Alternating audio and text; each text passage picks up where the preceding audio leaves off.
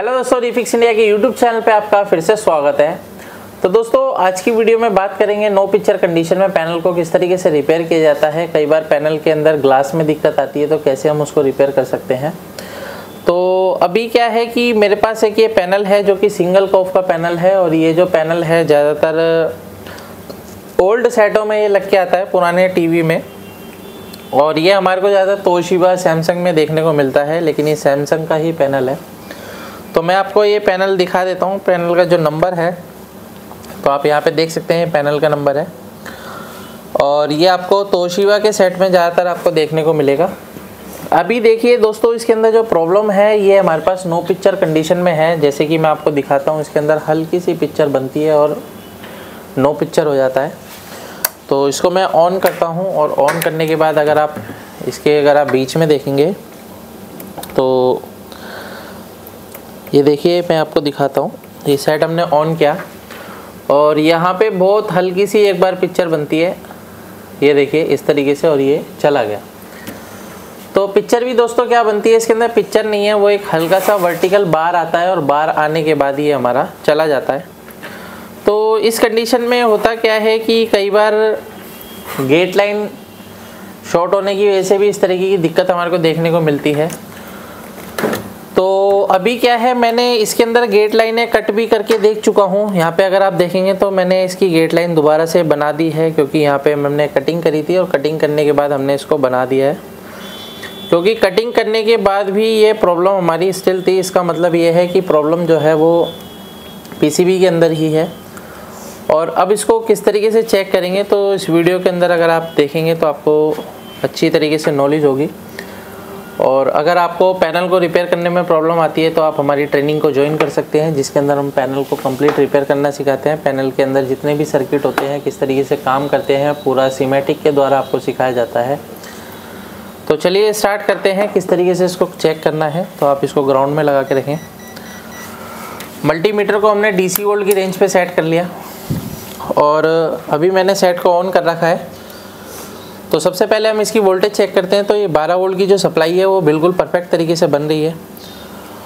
और अगर आप देखेंगे तो इसके अंदर एक खाली DC टू DC IC इसके अंदर लगी हुई है, और लेवल शिफ्टर IC भी इसके अंदर ही कंबाइंड है। और इसके अंदर देखेंगे तो टीकॉन IC इसके अंदर नहीं लगी हुई है। तो अभी क्या है कि ये जो हमारी IC है ये सबसे पहले 3.3 वोल्ट की सप्लाई निकालती है। तो अगर हम यहाँ पे देखेंगे तो 3.3 वोल्ट की जगह हमारे को 0.777 वोल्टेज मिली वोल्ट के अराउंड हमारे को यहाँ पे वोल्टेज मिल रहा है। और जाहिर सी बात है कि जब तक हमारा ये 3.3 वोल्ट की सप्लाई नहीं बनेगी तब तक हमारा कोई भी सर्किट काम इसके अंदर नहीं करेगा। अभी क्या है कि इस तरीके की दिक्कतें अगर हमारे को देखने को मिलती है तो इसका मतलब ये है कि सबसे पहले हमारे को ये चीज़ देखनी है कि हमारी DC टू DC IC काम कर रही है या नहीं कर रही है। तो उसे चेक करने के लिए सबसे पहले हम AVDD वोल्टेज पे अपनी प्रॉप को रखते हैं, और सेट को ऑफ करके ऑन करते हैं। और यहाँ पे देखते हैं कि हमारा जो ऑन करने के बाद जो वोल्टेज है वो फ्लक्चुएट होता है या नहीं होता है। तो मल्टीमीटर पे अगर हम नज़र रखेंगे तो यहाँ पे आप ये देख सकते हैं, हल्का सा हमारा वोल्टेज आके फ्लक्चुएट होता है। तो देखिए क्या होता है कि फ्लक्चुएट होने की वजह ये होती है कि कई बार हमारा जो सेट होता है वो, यानी कि ये जो PCB है इसमें शॉर्टिंग होती है, तब भी ये फ्लक्चुएट होके वोल्टेज ड्रॉप हो जाती है। या फिर कोई भी इसकी वोल्टेज अगर नहीं बनती, किसी भी वोल्टेज का अगर फीडबैक इस IC के ऊपर नहीं जाएगा, वोल्टेज इसके अंदर अलग अलग बनती है, जैसे VGH, VGL, AVDD, जितनी भी वोल्टेज बनती है सबका फीडबैक इस IC के अंदर जाता है। और जब तक इसको सभी का फीडबैक नहीं मिलेगा तब तक ये प्रॉपर तरीके से काम नहीं करेगी। अगर किसी भी एक का फीडबैक इसको जाना बंद हुआ तो ये IC पूरी प्रोटेक्शन में चली जाएगी, यानी कि इसके अंदर कोई भी वोल्टेज नहीं बनेगा। तो अभी क्या है कि अगर हम यहाँ पे चेक करते हैं सबसे पहले, तो मल्टीमीटर को हम सेट करते हैं यहाँ पे होम्स रेंज पर। अब यहाँ पे मैंने होम्स रेंज पर सेट करा, और कंटिन्यूटी भी साथ में ही है। तो यहाँ पे देखेंगे तो ऑलरेडी पहले इसके अंदर काम हुआ है। यहाँ पे आप देख सकते हैं डायोड हमने चेंज किया था पहले। क्योंकि यहाँ पे एक डायोड ख़राब हो गया था, तो हमने दूसरा टाइप का डायोड इसके अंदर लगाया। और यहाँ पे अगर हम देखेंगे तो इसके पास में अगर आप यहाँ पे देखेंगे तो यहाँ पे एक पीएफ लगा हुआ है, तो पीएफ के अंदर कोई भी शॉर्टिंग नहीं है। यहाँ पे देखते हैं तो कई सारे पीएफ लगे हुए हैं, तो इनमें भी कोई भी शॉर्टिंग नहीं है।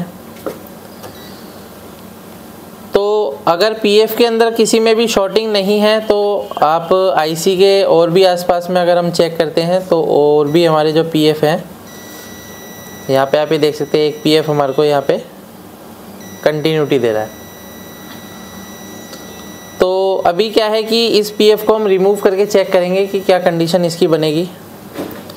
यहाँ पे भी देखते हैं, यहाँ पे कुछ नहीं आ रहा, यहाँ कुछ नहीं है,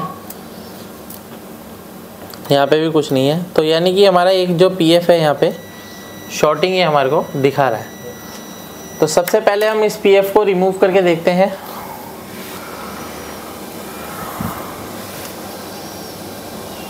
और पीएफ को रिमूव करने के बाद सबसे पहले हम पीएफ को चेक करेंगे कि पीएफ के अंदर शॉर्टिंग है या फिर हमारे प्रिंट के अंदर ही शॉर्टिंग है, ये भी हमारे को चेक करना होगा।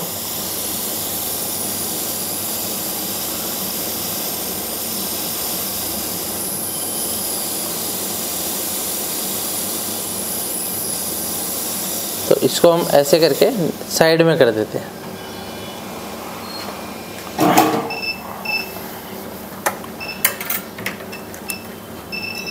तो अगर हम यहाँ पे चेक करते हैं तो सबसे पहले हम इसके प्रिंट पे चेक करेंगे। तो प्रिंट पे आप ये देख सकते हैं शॉर्टिंग नहीं है। और पीएफ को भी चेक करते हैं तो पीएफ भी हमारा भी कुछ भी नहीं दिखा रहा है। यानी कि कई बार ऐसा होता है कि जब आप बार बार चेक करते हैं तो ये चार्ज भी हो जाते हैं। तो अभी तो हमारा यहाँ पे शॉर्टिंग नहीं दिखा रहा है, इसका मतलब क्या है कि यहाँ पे शॉर्टिंग नहीं है। तो इसको हम दोबारा से प्लेस करेंगे, दोबारा से, यानी कि पीएफ शॉर्ट इसके अंदर नहीं है। तो कई बार आपको इस तरीके से पीएफ शॉर्टिंग दिखाएगा, लेकिन आप निकाल के चेक करेंगे तो नहीं दिखाएगा। तो कई बार ये पीएफ भी क्या करते हैं, चार्ज को स्टोर कर लेते हैं।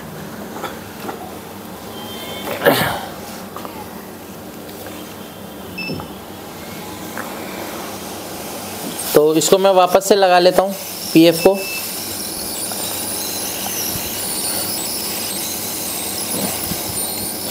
और पीएफ को निकालने के बाद अभी क्या है कि हम और भी कंपोनेंट को चेक करते हैं। इसको मैंने लगा दिया और लगाने के बाद और भी हम कंपोनेंट को चेक करेंगे। तो यहाँ पे आप ये देख सकते हैं, यहाँ पे कुछ रेजिस्टेंस लगी हुई है, जैसे कि AVDD के लिए है। तो ये हमारे को क्या दिखा रहा है, इसको भी देखते हैं। ये हमारी 513 का मतलब क्या है, 51 किलो ओम्स, 51 किलो ओम्स की रेजिस्टेंस है। तो इसको हम चेक करते हैं। 51 किलो ओम्स हमारे को यहाँ पे शो करना चाहिए।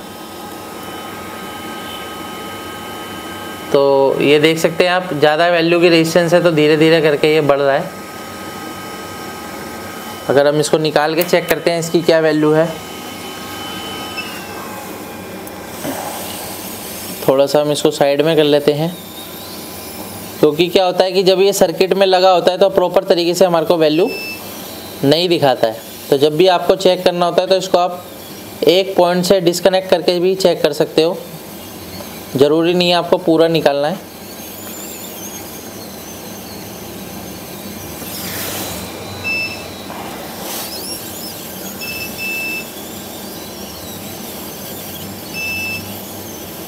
तो इसको मैंने इसको रिमूव कर दिया है। यहाँ पे आप ये देखेंगे तो इसको हम चेक करते हैं क्या वैल्यू इसकी दिखा रहा है।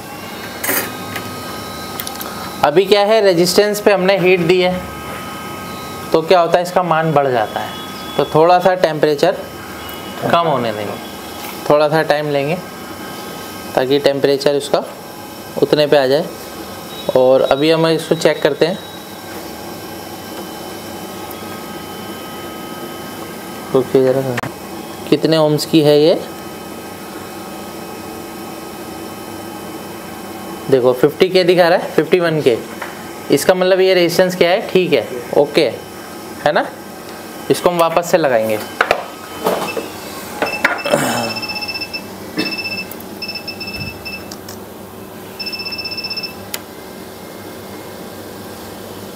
तो पेस्ट ले लेते हैं और इस रेजिस्टेंस को वापस से हम सेम जगह पे प्लेस करेंगे। आगे यहाँ पे एक रेजिस्टेंस और लगी हुई है, तो यहाँ पे जो रेजिस्टेंस हमें मिल रही है वो देखते हैं वो कितने ओम्स की है।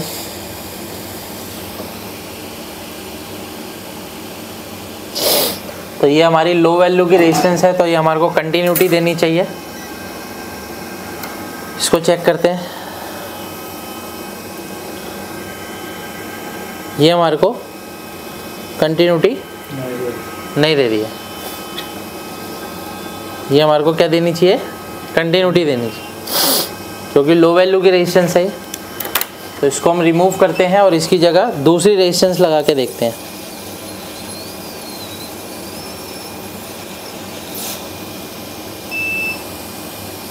क्योंकि यहाँ पे जो आपकी वोल्टेज बन रही है वो AVDD वोल्टेज है, और AVDD का अगर फीडबैक हमारी IC के ऊपर नहीं जाएगा DC टू DC पे, तो हमारी जो वोल्टेज है वो नहीं बनेगी। तो अगर हम यहाँ से एक लो वैल्यू की रेजिस्टेंस ले लेते हैं किसी भी PCB में से, तो जो लो वैल्यू की रेजिस्टेंस होती है वो कंटिन्यूटी पर बीप देगी हमेशा, ये ध्यान रखना। तो ये हम ले लेते हैं 10 ओम की रेजिस्टेंस। तो यहाँ पे हम 10 ओम की एक रेजिस्टेंस लगाएंगे।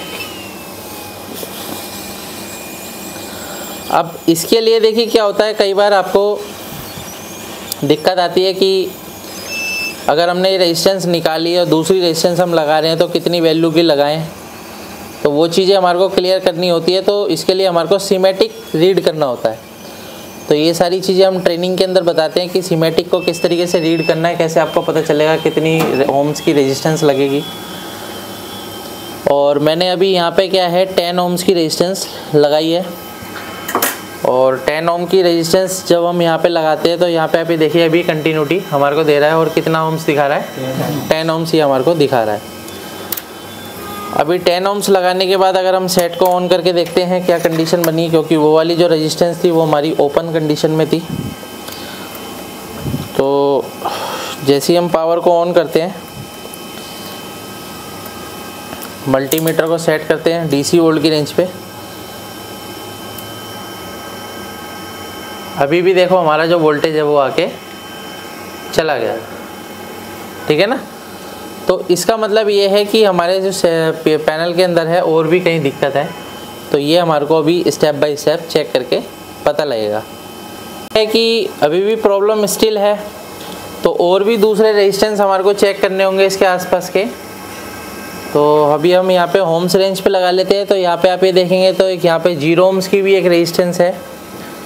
तो यहाँ पे आप ये देख सकते हैं। तो अभी मेरे को यहाँ पे कुछ भी शो नहीं कर रहा है, यानी कि ये रेजिस्टेंस भी हमारी ओपन है। तो यहाँ पे भी इस रेजिस्टेंस को रिप्लेस करना होगा।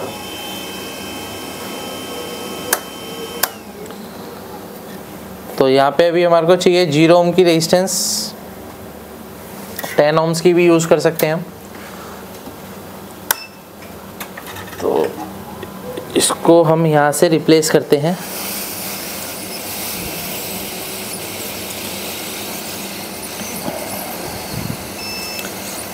तो इस तरीके की दिक्कतें आती हैं दोस्तों। काफ़ी सारे जो सर्किट होते हैं उसके अंदर आपको रेजिस्टेंस वैल्यू के बारे में अच्छी तरीके से पता होना चाहिए। तो ये जो रेजिस्टेंस है ये ओपन है, तो मैं इसकी जगह भी 10 ओम्स की रेजिस्टेंस का यूज़ करूँगा 0 ओम की रेजिस्टेंस की जगह। तो ये मैंने यहाँ पे 10 ओम्स की रेजिस्टेंस लगा दिया। और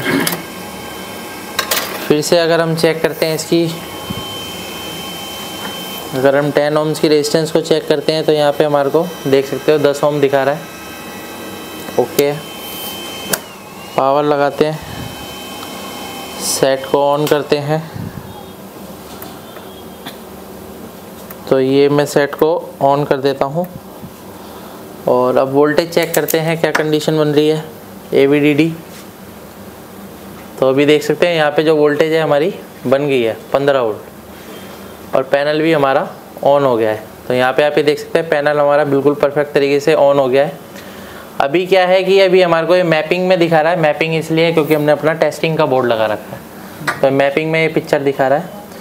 और अगर हम सारी वोल्टेज चेक करते हैं तो हमारे को जो वोल्टेज है वो प्रॉपर सारी वोल्टेज मिल रही है। देखो 17 वोल्ट ओके है और 7 वोल्ट की सप्लाई, सॉरी ये HAVDD वोल्टेज है, यानी कि AVDD की हाफ। और यहाँ पे देखोगे तो VGH वोल्टेज ओके, और यहाँ पे V of voltage -11 voltage okay.